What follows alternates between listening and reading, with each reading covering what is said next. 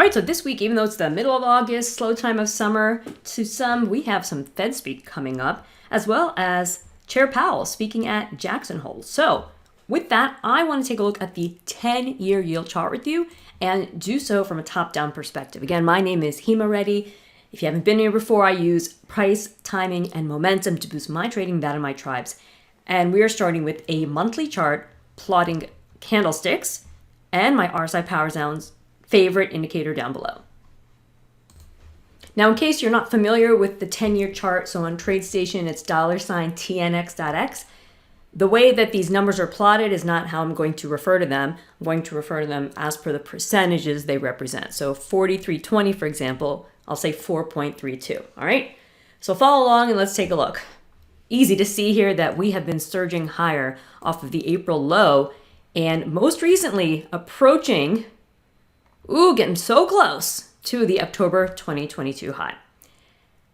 From here, if that level is taken out, okay, so I'm going to mark off that resistance level here in blue.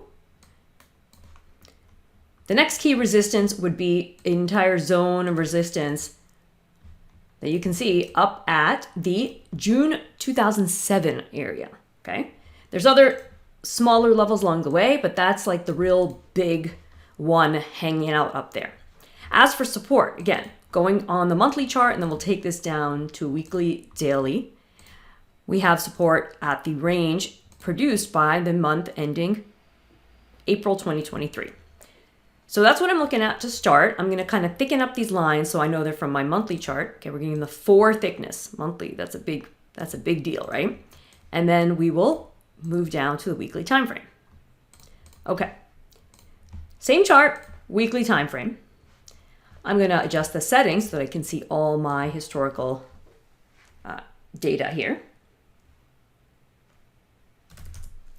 All right. And you can see that the move higher since the spring has broken up into a few directional moves, what I refer to as drives. My GAN students know that. Again, we are talking about the levels that we just saw on the monthly chart now represented these thick lines on the weekly. Okay, on the RSI power zones, you can see that this latest lift up has been alongside RSI lifting up from the bull support power zones.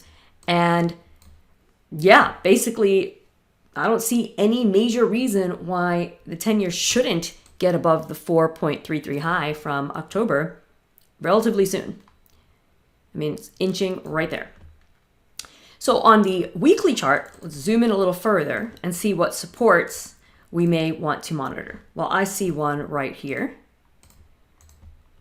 And again, I've kind of hacked my Fibonacci tool to create GAN levels that are useful to me.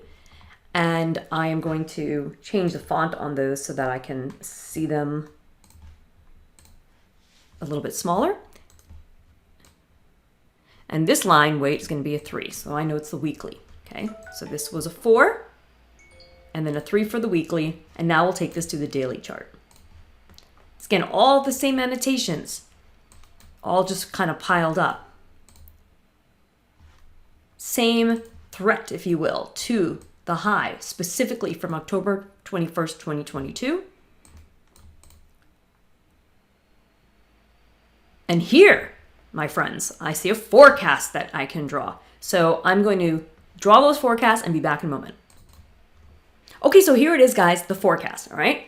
It is for 10-year yield to trade up into 4.42 by August 29th. That is not fact. That is a forecast. So don't just trade that blindly, all right? This is my forecast put out to you, and those of you who have the lost forecasting trading system, you know how to create this type of forecast. Now, a forecast is only as useful as the amount of time you have to trade it and when you could have identified it and what you can do to either watch for a market turn at that time or manage trade into it. So, full disclosure, this forecast could have been created as early as August 11th, but that's it, not earlier. Here's the thing. There's a bigger picture, a more long-term forecast that I see as well, and that could have been calculated a long time ago. So I'm going to pause and come back with the longer-term forecast, and we can compare both. All right, check it out. I have another set of lines. I've marked these in red just to make them really easy to differentiate from the first forecast. And they are for the 10-year to trade up into 4.57 by October 16th. Again, I do not have a crystal ball. Don't just go trading these blindly. The techniques to deploy these are in my loss forecasting trading system and advanced loss forecasting trading system. Again, the question is, well, Hema, when could I have calculated this forecast had I used those techniques? For this one, bring your eyes back to this blue vertical line. See how this one could have been calculated as early as July 21st? Do you think July 21st to October 16th is enough time to manage a trader position or consider input from the 10-year yield? Absolutely. That's almost 2 months, right? Actually, 3 months, August, September, October. So that is the forecast plan and laid out for the 10-year right now. It doesn't mean it's just going to go up there in a straight line. It doesn't even mean it's going to go up there. There's no guarantee. But on top of all that, I want to consider the support levels that are developing on the chart, okay? Because when we talk about yield, it's the inverse of the futures. So support on the chart needs to be said, just like resistance on the chart needs to be distinguished. And the support on the chart, you can see them all laid out here. I've not hidden any of it from you. So you can pause this video, identify these levels, look at the origin points to figure out the dates that I created them. And keep in mind these bigger monthly resistance levels up above. Are there daily resistance levels that coincide with these? Sure. And we could squish the chart and go back, but it would take us forever because we can go back to 2007.